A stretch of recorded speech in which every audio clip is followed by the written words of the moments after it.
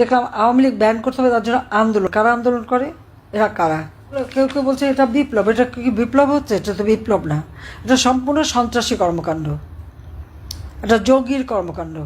এবং এই জঙ্গিদের সহায়তা নিয়ে যে দীর্ঘদিনের চক্রান্ত, আর তার পিছনে শক্তি তো তখন বাইডেন সরকার, আমেরিকা, তারা ছিল।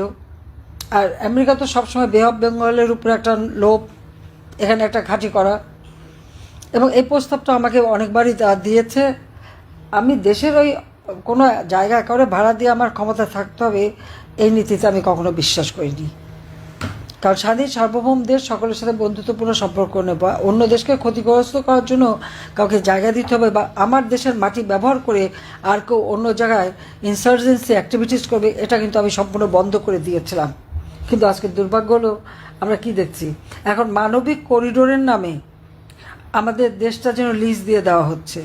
যে বঙ্গোপসাগরে আমার বিশাল সমুদ্র সীমা, মিয়ানমার এবং ভারতের কাছ থেকে আমি বলতে গেলে অর্জন করে নিয়েছি, আন্তর্জাতিক আদালতে মামলা করে জয়ী হয়ে নিয়েছি। আজকে সেই সমুদ্র সীমাও কিন্তু আমাদের আর আয়ত্তে থাকবে না, সেটাও চলে যাবে। কারণ আমেরিকার যে পরিকল্পনা, এটা তো সকলেই জানা উচিত, এতদিনে সবাই জানে। যখন আমি বলতাম তখন হয়তো অনেকের খারাপ লাগতো, ভাবতাম আমি এটা কী বলি। আর এমনি যে তাদের হাতের পাপেট, একটা পুতুল, এটাও সকলে বিশ্বাস করতো না, এখন নিশ্চয়ই বিশ্বাস করে। কারণ আমাকে ক্ষমতা থেকে হটানো, বা ক্ষমতা থেকে হটানো মানে কি, আসলে উদ্দেশ্যটা ছিল 15ই আগস্ট আমার বাবা মা ভাই বোন সবাইকে হত্যা করেছে, আমি আর রেহানা বেঁচে গিয়েছিলাম। তার কাজে আমাদের 2 বোনকে হত্যা করতে পারলে বাস, এই চ্যাপ্টার শেষ। এটাই ছিল তাদের মনোবাঞ্ছা।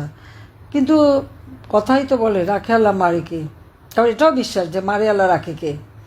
তা আমার বেলায় বারবার রাখে আল্লাহ মারে কেই হয়ে গেছে, জনগণের দোয়া আর বারবারই আল্লাহ আমাকে বাঁচিয়েছে। কেন বাঁচিয়েছে জানি না, তবে হ্যাঁ নিশ্চয়ই আমাকে কোনো একটা কাজ দেবে, সেই জন্যই আমি বেঁচে আছি। তবে আজকে যে অত্যাচার নির্যাতন চলছে আর যে অবস্থা চলছে, এখন দেখলাম আওয়ামী লীগ ব্যান করতে হবে, তার জন্য আন্দোলন। কারা আন্দোলন করে? এরা কারা? এবং এভাবে একটা মানুষের দৃষ্টিটা সরিয়ে দিয়ে অপরদিকে কিন্তু ওই করিডোরের বিরুদ্ধে সবাই কিন্তু ইতিমধ্যে কিন্তু সেই আরাকান আর্মি বা এদেরকে সহযোগিতা করা বা তাদেরকে মদত দেওয়ার সব রকম প্রচেষ্টা কিন্তু অব্যাহত রয়ে গেছে। আমি ঠিক জানি না এটা করে আমাদের বাংলাদেশের লাভটা কী, দেশের মানুষের ভাগ্যটা কোথায় নিয়ে যাচ্ছে। আজকে বলছে মানবিক করিডোর, পৃথিবীর বিভিন্ন দেশে যেখানেই করিডোর হয়েছে সেখানে সেই দেশগুলির কী দশা হয়েছে সেটা সবাই একটু দেখা উচিত। আর এখন যে একটা যুদ্ধ অবস্থা সৃষ্টি করতে যাচ্ছে, এতে আর কিছু হোক, হয়তো ইউনূস সাহেবের ক্ষমতায় থাকার সুযোগটা বাড়বে এবং সেই সুযোগটাই নেবে। নইলে যেখানে মিয়ানমারের জান্তার সরকার, আর সেখানে মানে তার ওখানে আরেকটা গ্রুপকে এভাবে সহযোগিতা করা, এতে বাংলাদেশের জন্য কত বড় একটা ক্ষতি হবে সেটা কি ভেবে দেখেছে? আজকে যদি জান্তা সরকার এই আরাকান আর্মির উপরে আক্রমণ শুরু করে, এয়ার অ্যাটাক করে, সেগুলি কোথায় যেয়ে পড়বে? শুধুই কি তাদের উপরে পড়বে? বাংলাদেশ ক্ষতিগ্রস্ত হবে না? বাংলাদেশকে কেন এই ধরনের ঝুঁকির মধ্যে ডক্টর ইউনূস ফেলছে সেটা আমার প্রশ্ন। কেন বাংলাদেশের জনগণের ভাগ্য নিয়ে সে সিনেমেরি খেলছে? তার তো পয়সার অভাব নাই। গ্রামীণ ব্যাংক, টেলিকমের টাকা থেকে শুরু করে সমস্ত টাকা, দরিদ্রের মাথার ঘাম পায়ে ফেলে উপার্জিত টাকা সবই তো সে নিয়েছে। তার তো বিলিয়ন বিলিয়ন ডলার নাকি বিদেশে, ফ্রান্সে নাকি 2 বিলিয়ন ইনভেস্টমেন্ট করছে, কিন্তু বাংলাদেশে 1 পয়সাও করেনি, দেয়নি। গ্রামীণ ব্যাংকে এমটি পদে চাকরি করেছে, কিন্তু গ্রামীণ ব্যাংকে কোনোদিন কোনো টাকা ডিপোজিট দেয়নি, তার কোনো টাকা ওখানে নাই, তার কোনো মানে ওখানে বিনিয়োগও নাই। কিন্তু বিশ্বের কাছে একটা মিথ্যা ধোঁকাবাজি দিয়েছে যে গ্রামীণ ব্যাংকটা কি তার নিজের হাতে করা। তাহলে তার বিনিয়োগ কোথায়? গ্রামীণ ব্যাংকে বিনিয়োগ তো নাই, বরং গ্রামীণ ব্যাংকটাকে চুষে চুষে খেয়েছে। এখন তো সবটুকু, আগে যেখানে পাবলিক প্রপার্টি ছিল 25 ভাগ, সেটুকুও সে দখল করে নিয়েছে একটা অর্ডার দিয়ে। আজকে ইউনূস ক্ষমতা আসার পর আপনি যদি হিসাব করেন যে তিনি কি পেলেন আর বাংলাদেশের জনতা কি পেল। ইউনূস পেয়েছে কি আপনারা দেখেন, সেখানে সে পেয়েছে ম্যান পাওয়ার ব্যবসা, অর্থাৎ সে আদম ব্যাপারীর লাইসেন্স নিয়ে নিল ম্যান পাওয়ার ব্যবসা করার জন্য। ইউনূস সেখানে এখন ডিজিটাল ওয়ালেট, অর্থাৎ ওই যে টাকা লেনদেন বিকাশের মতো, নগদের মতো সে টাকা লেনদেনের ব্যবসা, সেটা সে বাগিয়ে নিয়েছে নিজে ক্ষমতায় বসে সবার আগে। এবং তার বিরুদ্ধে এই যে গ্রামীণ ব্যাংক এবং টেলিকমিউনিকেশনের টাকা আত্মসাৎ করা, বিশেষ করে শ্রমিকদের, তার নিজের কোম্পানির শ্রমিক, তাদের টাকা মেরে খেয়েছে। কোম্পানির শ্রমিক আইনে আছে লভ্যাংশের 5% তাদের শ্রমিক কল্যাণ ফান্ডে যাবে, সেটাকে সে কোনোদিন দেয়নি। শ্রমিকরা মামলা করে, শ্রমিকের মামলায় শ্রমিক আদালতে, লেবার কোর্টে সে একজন সাজাপ্রাপ্ত আসামি, তার কিন্তু সাজা হয়েছে। হ্যাঁ, আমরা তাকে হয়তো জামিন চেয়েছে, জামিন দেওয়া হয়েছে, আপত্তি করা হয়নি, কিন্তু সে তার নোংরামিটা দেখালো। তার চেহারাটা আজকে সারা বিশ্বের কাছে উন্মুখ হয়ে গেল, যে কীভাবে উন্মুক্ত হয়ে গেল যে সে কীভাবে একটা দলকে ধ্বংস করার জন্য, একটা দেশকে ধ্বংস করার জন্য উঠে পড়ে লেগেছে, নিজের স্বার্থ চরিতার্থ করার জন্য। কী স্বার্থটা তার? এই বয়সে এসে যে এত ব্যবসা নিচ্ছে, খাবে কবে? খেতে পারে সব? সেটা আমার প্রশ্ন।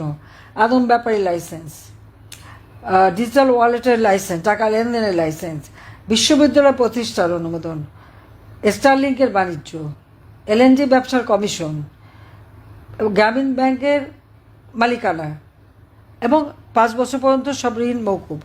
আয়কর ফাঁকি দেওয়া তার অভ্যাস। 666 কোটি টাকার আয়কর, সেটাও সে ফাঁকি দিয়েছে, সেটাও দেয়নি। তার কাছে প্রায় 1100 কোটি টাকার আয়কর পাওনা, এবং তার যে কোম্পানি, 48টা কোম্পানিতে কোনোদিন একটা কোম্পানি থেকেও সে কোনো আয়কর দেয়নি, কারণ সবগুলি সে লোকসান দেখাতো আর লাভের ভাগটা চুরি করে নিয়ে যেত। যেখানে বিশ্বে অনেকে অনুদান দিয়েছে গ্রামীণ ব্যাংকের জন্য, সেটাকে গ্রামীণ ব্যাংকে কোনোদিন যায়নি। একটা কোম্পানি খুলেছে আর সেখান থেকে টাকা কামাই করে সে টাকা সে নিয়ে চলে গেছে। তো এটাই প্রশ্ন, যে আর জনগণকে কি দিয়েছে? তিনি তো ব্যবসা বাড়ালেন, তার আয়কর দিতে হবে না, সেটা তিনি মাফ করিয়ে নিলেন। তার বিরুদ্ধে 5টা দুর্নীতির মামলা, সেই মামলা সে প্রত্যাহার করে নিল। আয়কর দেয়নি, সেই মামলা রায়টা হওয়ার কথা 6 আগস্ট, সেটাও হচ্ছে প্রত্যাহার করে নিল। তার যেটুকু গোছানো সে সবই করে ফেলল। আর জনগণকে কী দিল? সারা দেশের মানুষকে চরমভাবে সে অশান্তি দিয়ে রাখছে। ডাকাতি, চুরি, ছিনতাই প্রতিদিনের ব্যাপার। মহিলারা বাইরে বেরোতে ভয় পায়, কারণ সে তো ওই জঙ্গি এবং সন্ত্রাস করেই তো ক্ষমতা এসেছে। এখানে কোনো বিপ্লবও হয়নি, এখানে কোনো অভ্যুত্থানের। আর সেটা তো ডক্টর ইউনূস নিজেও বলেছে। বিল ক্লিন্টন ফাউন্ডেশনের অনুষ্ঠানে যে বললো, তো এটা ছাত্ররা জানতো না, এটা জনগণও জানতো না, কোনো নেতা ছিল না। তার মেটিকুলাস ডিজাইনের মাস্টার মাইন্ড দ্বারা এই আন্দোলন করে সে শেখ হাসিনাকে ক্ষমতা থেকে সরিয়ে ক্ষমতা দখল করেছে। কি সম্মানের ব্যাপার! সে ডাকাতি করে, সন্ত্রাস করে, ক্ষমতা দখল করে উচ্চস্বরে কথা বলে। লজ্জা শরম বলেও তো একটা কথা থাকে। আমি জিজ্ঞেস করি, ডক্টর ইউনূস সাহেব, আপনার যে এত বড় বড় কথা, এত বিদেশি বন্ধু, তা আপনি মুখ দেখান কিভাবে? আপনি তো সন্ত্রাস করে ক্ষমতা দখল করেছেন, জনগণের ম্যান্ডেট নিয়ে আসেননি, সাংবিধানিকভাবে ক্ষমতা দখল করেননি বা আসেননি, ভোট করে জিতে আসেননি, এসেছেন জঙ্গিদের সহায়তায়। তার মানে বাংলাদেশটা এখন জঙ্গির দেশ, সন্ত্রাসের দেশে পরিণত করেছে। সাধারণ মানুষের জীবনের শান্তি, নিরাপত্তা সব কেড়ে নিয়েছে। কাজে আর এখন এটা তারই মেটিকুলাস ডিজাইনের অংশ। কী হলো? এই সমন্বয়, অমুক দল, সমুক দল, সব যে, এবং শিবির তো একটা সন্ত্রাসী, তো আমেরিকার কাছেই তো তারা সন্ত্রাসী দল হিসেবে চিহ্নিত। আজকে এরা আন্দোলন এবং সমর্থন দিচ্ছে। আওয়ামী লীগ ব্যান করতে হবে, যুবলীগ ব্যান করতে হবে, স্বেচ্ছাসেবক লীগ ব্যান করতে হবে, আর ছাত্রলীগ ব্যান করেছে। আমার প্রশ্ন হচ্ছে, আমি ডক্টর ইউনূসকে জিজ্ঞেস করি, আপনি কোন ম্যান্ডেট নিয়ে ক্ষমতা এসেছেন যে আপনি এই নির্দেশ দেন? আপনার কি অধিকার আছে? কোন রাইট আছে? সাংবিধানিক রাইট আছে? না। জনগণের সমর্থন আছে? না। এসেছেন অস্ত্র হাতে, জঙ্গিদের সহায়তায়। তাহলে আমরা রাজনীতি করি, জনগণের ভোটে নির্বাচিত আমরা। বৈষম্য বিরোধী আন্দোলনের নামে তো বৈষম্যই সৃষ্টি করা হয়েছে, যেখানে জনগণের ম্যান্ডেটের কোনো দাম নাই, মতামতের কোনো দাম নাই। হ্যাঁ, মেটিকুলাস ডিজাইনের অংশ হিসেবে তিনি 40 জন লোক ভাড়া করেছেন, 5 লাখ 7 লাখ টাকা বেতন এবং 40-50টা পেজ খুলে তিনি ওই কর্পোরেট বিজনেসের নামে যেভাবে তারা অ্যাড দেয় ওইভাবে অ্যাড দিয়ে উনি 1 কোটি মানুষের মতামত আনবে, যে তারা বলবে যে ইউনূস সাহেব আপনি ক্ষমতায় থাকেন। যান না গ্রামে গঞ্জে, যান না সাধারণ মানুষের কাছে বা চাকরিজীবীদের কাছে, কয়জন আপনাকে হ্যাঁ বলে যে আপনি থাকেন? কেউ বলবে না। বলবে বাবারে এখন আমাদের ছাড়ো, এই যন্ত্রণা আর দিও না, আমরা শেখ হাসিনার আমলেই ভালো ছিলাম, আওয়ামী লীগের আমলেই ভালো ছিলাম, সেটাই বলবে। সেই কথাটা এখন পছন্দ হচ্ছে না, সেই জন্যই এখন শেখ হাসিনাকে হত্যা করতে পারলেন না, এটাই দুঃখ। আর 2 বোন ক্ষমতা মানে আমাদেরকে খতম করতে পারলে সে খুব খুশি হতো, যে জন্য আমার আওয়ামী লীগের নেতাকর্মীদের রক্ত ঝরাচ্ছে, মিথ্যা মামলা দিয়ে দিচ্ছে। আমাদের মহিলা আওয়ামী লীগ, যুব মহিলা লীগ, সেই মেয়েদের পর্যন্ত গ্রেপ্তার করছে। ছোট বাচ্চা বুকের দুধ খায়, সেই বাচ্চাকে ফেলে দিয়ে গ্রেপ্তার করা, 3 বছরের বাচ্চা সহ মাকে গ্রেপ্তার করা, কুপিয়ে মেরে ফেলা, ছেলেকে পেল না, অ্যারেস্ট করতে পারলো, মাকে কুপিয়ে মারা, আগুন দিয়ে মারা, বাবাকে মারা, চরম অসভ্যতার মতো ব্যবহার। আর এই ছেলেপেলেগুলি এত বেয়াদবের মতো ব্যবহার করে, তাদের ঘরে মা বাপ নাই। কি শিক্ষা দিয়েছে মা বাপ?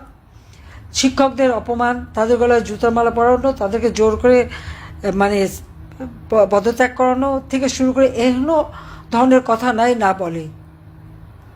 এই একটা জেনারেশনকে এইভাবে চরমভাবে মানে তাদের কোনো ভদ্রতা না, শিক্ষা না, অ্যাটিকেট না, কিছু শিখলো না, শিখলো চরমভাবে বেয়াদবি করার দুর্বৃত্তায়ন। তো এই জাতিকে কী পাবে এদের কাছ থেকে ভবিষ্যতে? কী পাবে? লেখাপড়ার পত্র বন্ধ, লক্ষ লক্ষ ছেলে মেয়ে আজকে লেখাপড়া করতে পারছে না, পরীক্ষা দিতে পারছে না। কি আওয়ামী লীগ করে কেন, বা মুক্তিযোদ্ধা কেন? লজ্জা করে না এটা বলতে? এই লাখো শহীদের রক্তের বিনিময়ে এই স্বাধীনতা এসেছে, মুক্তিযুদ্ধের মধ্য দিয়ে স্বাধীনতা এসেছে। এই স্বাধীন সার্বভৌম রাষ্ট্র গঠন করে দিয়ে গেছে যারা, তাদেরকে অবমাননা করা, 32 নাম্বার পুড়িয়ে বঙ্গবন্ধুর নাম মুছে ফেলবে, সেটা পারবে না, কোনো দিন পারেনি, কেউ পারবে না। আজকে মুক্তিযুদ্ধের স্মৃতি মুছে ফেলা, আর যারা আমাদের পরাজিত করেছিল, মা বোনদের ক্যাম্পে নিয়ে দিনের পর দিন অত্যাচার করেছে, গণহত্যা চালিয়েছে, দিনের গ্রামের পর গ্রাম জ্বালিয়ে পড়ে ছাড়খাড় করেছে, তাদের সাথে গলায় গলায় ভাব। চমৎকার! কোন দেশে আছি আমরা? জঙ্গি, সন্ত্রাসী, যুদ্ধাপরাধী, বঙ্গবন্ধুর হত্যাকারী, এরাই হয়ে গেছে এখন তার ক্ষমতার আধার। এখন জনগণ, তাদের নাবিশ্বাস উঠেছে, এখন জনগণ চিৎকার করে বলে যে ইউনূস তুই কবে যাবি, আমরা কবে মুক্ত পাব? সেটাই হচ্ছে কথা, যে এই জঙ্গি ইউনূসের অত্যাচার, নির্যাতন, আর তার ওই ম্যাটিকুলাস ডিজাইন, আর তার ওই চালা চামুন্ডাদের হাতে সারা বাংলাদেশ জিম্মি। কিন্তু জনগণের কাছ থেকে বিচ্ছিন্ন করতে চাই, সে বিচ্ছিন্ন করতে পারবে না। আমি জনগণের জন্যই আছি, বাবা মা ভাই সব হারিয়েছিলাম, এই বাংলাদেশের মানুষকে আমি আপন করে নিয়েছি। এই বাংলাদেশের মানুষের মাঝে আমি খুঁজে পেয়েছি আমার স্নেহ, ভাইয়ের স্নেহ, মায়ের স্নেহ, বাবার স্নেহ, তাদেরকে আমি আপন করে নিয়েছি। কাজে তাদের জন্য আমার জীবনটাকে উৎসর্গ করেছি। সবাইকে ধন্যবাদ। জয় বাংলা, জয় বঙ্গবন্ধু, বাংলাদেশ জয় হোক।